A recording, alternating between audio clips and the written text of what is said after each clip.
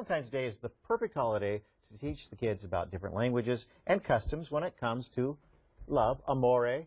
Alise McGregor joins us this morning, owner of Little Newton's Early Education Centers. She's here with some creative ways to get the kids involved with Valentine's Day. It's nice to see you again. Nice to see you as well. Well, let's talk about languages for kids. What would be a good language for a younger child to be able to learn? What are some of the easier languages? So what is interesting about learning languages is that research has found that 0 to 5 is the best time to learn language. Little sponges, aren't they? Yeah, the children can assimilate the extra language. It makes their vocabulary higher, better memory, etc. So at Little Newton's, we actually teach them 5 languages: Spanish, French, Italian, Mandarin, and sign language. Oh, and right. we start with that even with our little babies. And so as they progress through our program, their language skills really become very well developed. Well, and then we know babies, especially sign language is big for babies when they use that to communicate with their parents when they can't use words. Yes, and so again with the research, it shows that their minds can process language even though they can't speak it. I love that. Yeah. Get it? Love, amor. So what are obviously the different languages here? Let's start out here. Amor. Spanish.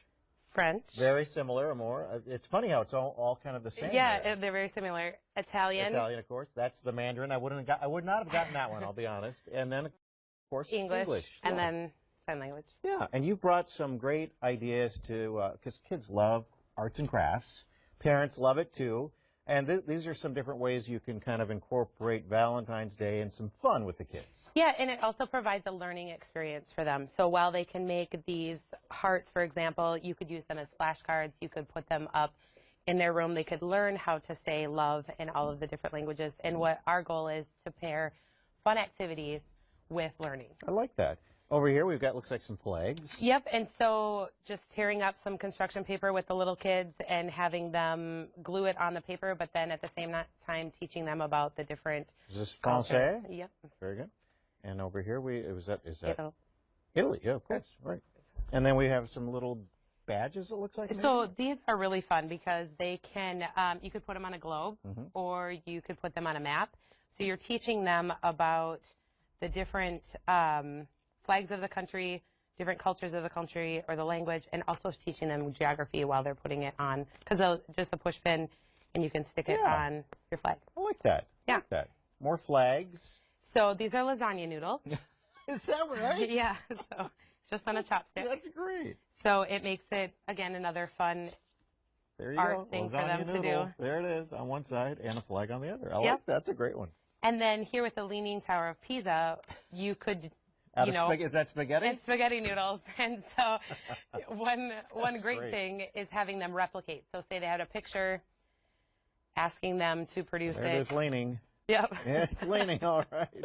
That's great. I like that. Oh, and then, of course, the cutout. You know, kids do snowflakes, and this is a little different version of that. Yep, and so red is a very lucky color for the Chinese culture.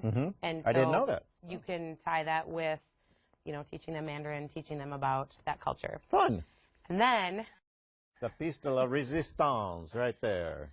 So that's the Eiffel Tower, right? Yes, yeah. But you could teach it with the younger children, but also there's some things you can get for the older ones that aren't made out of Legos. But as you can see, it looks just like the Eiffel Tower. I like it. Good stuff. Yeah. Well, thanks so much, Alise McGregor from Little Newton's. Thanks for being here today. And if people want to get these ideas and the information, where do they go? It's on our website, littlenewtons.com, and click on the blog. We'll do it. All right. Thanks so much. Thank you. Happy Valentine's Day. You as Some well. great ideas with the kiddos.